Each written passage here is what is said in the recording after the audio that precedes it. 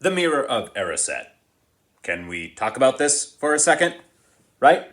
Can we talk about this for a second? The genius of J.K. Rowling. We hear about the Mirror of Erised. Harry looks in it, we go through all that stuff. We read the inscription on the Mirror of Erised. And we never come back to that inscription. It's never mentioned again in the book. This is the genius of J.K. Let's look at this for a second. If you have your own book at home, otherwise it's going to pop up on the screen, bottom of page 207, it says, "It was a magnificent mirror as high as the ceiling, with an ornate gold frame standing on two clawed feet. There was an inscription carved around the top. Erised, Stra, Eru oit, ube kafru oit on wosi." Now, what the heck does that mean, right? Okay, obviously it's just a bunch of gibberish. But it's not. That is the genius of J.K. Rowling here. Let's talk about it a little bit. Let's look closely at it. So here's the text, just as it appears in the book. And here is what it looks like up on the mirror itself. So let's talk about a mirror for a second. Okay, what does a mirror do? Right, you're looking in it, you see your reflection back. When Harry looks in it, he sees not only his reflection back, but he also sees his entire family standing there with him.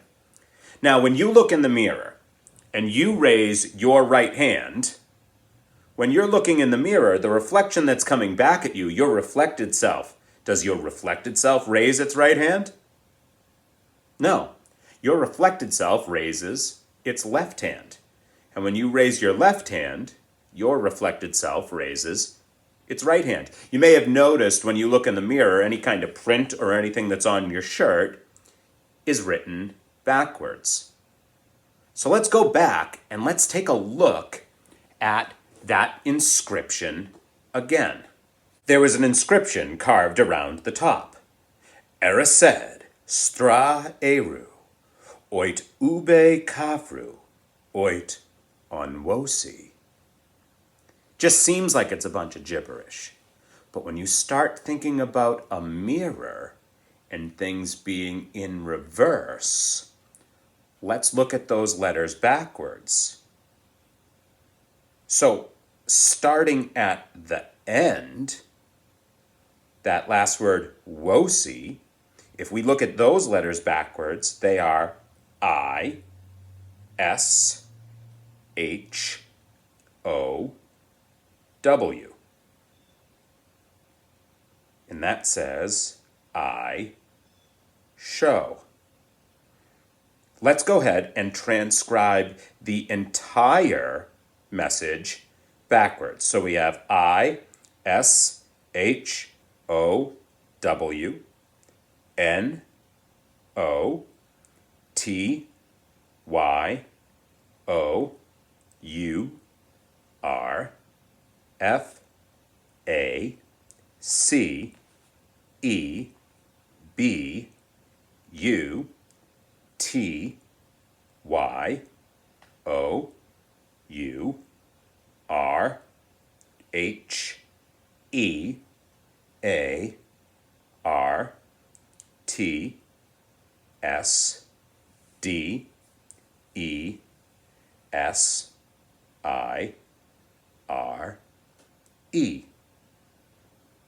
Now, in one big line like this, it still appears to be just some crazy gibberish, but if we find where words make sense and break them up, we can see that the Mirror of Erised is actually sending a message to us in reverse.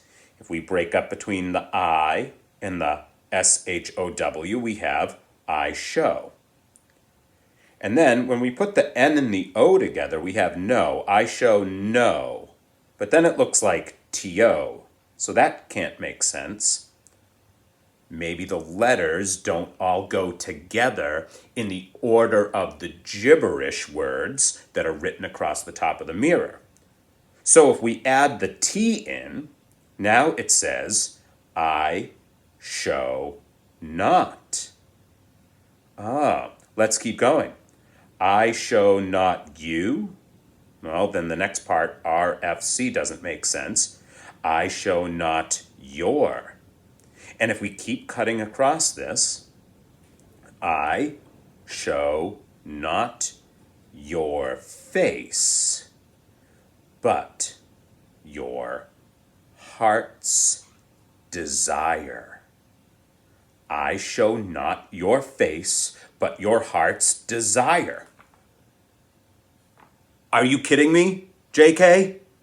You told us, without telling us, what was going to happen when we looked in this mirror. Harry looks in the mirror. He doesn't just see his face. He sees his heart's desire. His desire to see and be with the family that he never had before. And when Ron looks in the mirror, he sees his own heart's desire, right? Seeing himself being the best of all of his brothers. What about Dumbledore? He looked in the mirror and told Harry that he sees woolen socks. Harry questions that. I don't know. I don't know if I believe that's what Dumbledore sees. Maybe like Harry says at the end of the chapter, it's a really personal question, and he's not ready to answer it yet. This is the genius of J.K. Rowling in this series. That little set of words down the bottom, Erised straw, they never come back again. She doesn't explain them.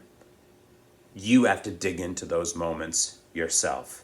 Being a super fan of this series and having read all 7 of the books multiple times, you, if you continue this journey, will be amazed at how many of the little seemingly insignificant things you did not think were important at all, that JK just kind of tossed into a paragraph, wind up becoming incredibly important as this series goes forward. She was thinking way ahead of the game. And what a great lesson that is for us as readers and writers. Looking forward to reading chapter 13 with you guys in the next part of the video. See you soon.